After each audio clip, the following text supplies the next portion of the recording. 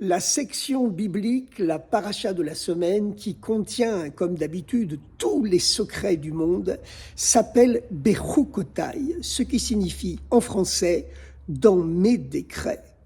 Le verset commence en disant « Si vous marchez dans mes décrets, si vous observez mes commandements, mes mitzvot, je vous bénirai à l'infini. » Et les bénédictions vont crescendo jusqu'à ce qu'elles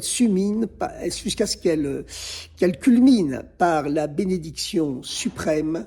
Je vous ferai marcher la tête haute parmi tous les peuples du monde. D'ailleurs, lorsque le rabbi de Lubavitch écrivait une lettre aux généraux israéliens ou au gouvernement israélien, eh bien, selon la tradition, il mettait la date en tête avec le nom de la paracha de la semaine.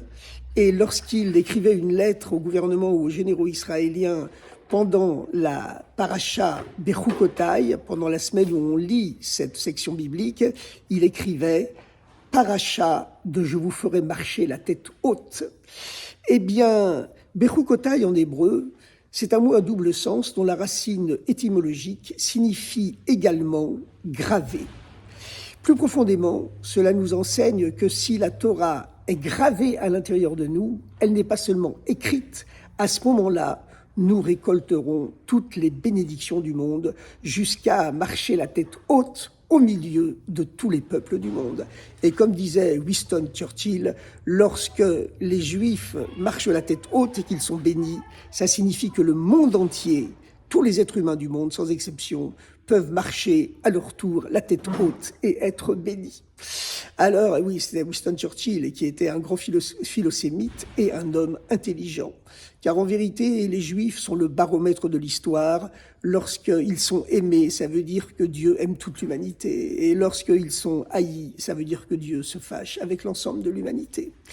Alors, en réalité, il existe deux façons d'être unis à la Torah. D'être unis avec la profondeur de son identité juive et de son identité humaine, parce que chacun doit assumer sa propre identité, c'est la base de la réussite humaine, dans tous les sens du terme.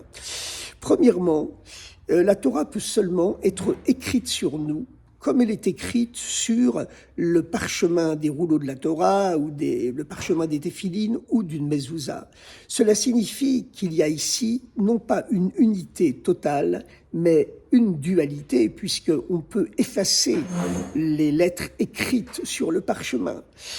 Tandis que si la Torah est gravée à l'intérieur de nous, à ce moment-là, des lettres gravées dans la pierre, comme elles étaient gravées dans les tables de la loi, on ne peut plus enlever les lettres, sauf si on enlève la pierre elle-même, sauf si on l'enlève de notre propre identité. Eh bien donc, souhaitons que nous accédions tous ensemble et toutes ensemble à ce plus haut niveau de la Torah, que les lettres de la Torah ne soient pas seulement écrites sur nous, mais qu'elles soient également gravées à l'intérieur de nous. Et c'est à ce moment-là que nous récolterons toutes les bénédictions du ciel et de la terre, et même au-delà des deux, qui permet d'unifier les deux. Dans la paracha de cette semaine, on trouve aussi toute l'histoire du peuple juif, et donc toute l'histoire de l'humanité, car la Torah raconte l'histoire du peuple juif, et à travers elle nous fait comprendre tout le sens de l'existence du monde. Eh bien, toute l'histoire du peuple juif est dans la paracha de cette semaine. Dans la paracha de cette semaine, que nous lisons chaque année 15 jours avant la Pentecôte juive, comme on l'appelle, la fête de Shavuot, qui commémore le don de la Torah sur le mont Sinaï à l'ensemble du peuple juif, où 600 000 hommes, 600 000 femmes et des millions d'enfants ont eu l'apparition de Dieu, qui a donné les 10 commandements. Eh bien, dans la paracha de cette semaine, Moïse, notre grand maître, le prophète Moïse, il y a de cela 3500 ans, annonce qu'il y a un pacte d'alliance entre Dieu et le peuple juif. Si le peuple juif est fidèle à cette alliance, il honore, il respecte tous les termes de l'alliance, il y aura des bénédictions à l'infini jusqu'à, encore une fois, je vous ferai marcher la tête haute parmi tous les peuples du monde. Mais sinon, dit Moïse, eh bien, la terre vous chassera parce que c'est une terre sainte qui ne supporte pas qu'on la profane. Et Moïse annonce à ce moment-là toutes les fameuses malédictions qui annoncent l'exil du peuple juif. Mais Moïse termine en prophétisant de nouveau que même si tous les Juifs du monde sont dispersés aux quatre coins du ciel et de la terre, Dieu finalement nous ramènera dans notre pays, nous ramènera dans notre terre. Et il précise même que la terre sera restée désolée pendant les milliers d'années où elle nous aura chassés, mais que dès que nous y reviendrons, elle refleurira, se repeuplera et refleurira de nouveau.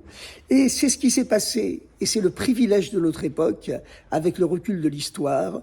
Nous pouvons tous voir, et toute l'humanité peut voir, tous les peuples du monde peuvent voir, que effectivement, lorsque les Juifs ont été chassés de la terre d'Israël, d'abord par les Babyloniens au moins 6e siècle, puis par les Romains au plus 1er siècle de l'ère commune, de l'ère vulgaire, eh bien, la terre d'Israël est restée désolée, un ensemble de déserts et de marécages pendant 2000 ans et plus.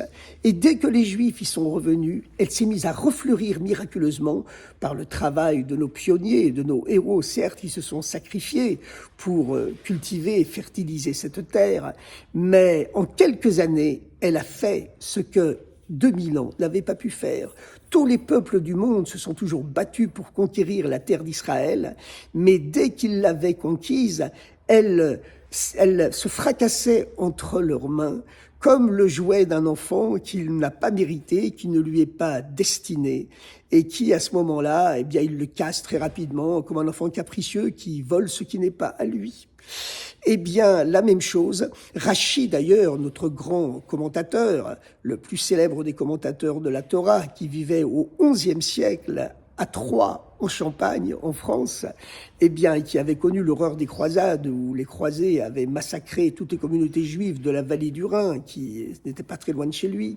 Eh bien, Rachi explique que cette malédiction de Moïse, qui dit que la terre restera désolée tout le temps qu'elle attendra votre retour, est en même temps une suprême bénédiction. Pourquoi une suprême bénédiction ?